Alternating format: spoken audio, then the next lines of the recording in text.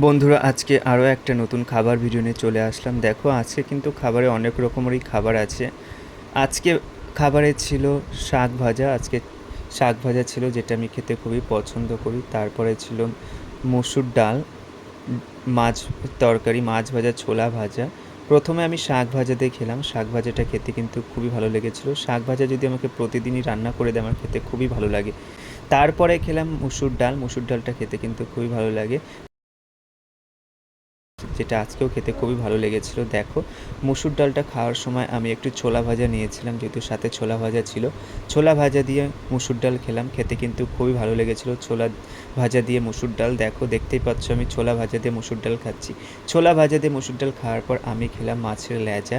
মাছের ঝোলে আমাকে প্রথমে দিয়েছিল মাছের ল্যাজা। মাছের ল্যাজাটা খেতে খুবই ভালো লেগেছিল। এটা রুই মাছের ল্যাজা ছিল, খেতে খুব ভালো লাগলো। তারপরে দেখো, একটা দাগাও ছিল, দাগাটা খেলাম।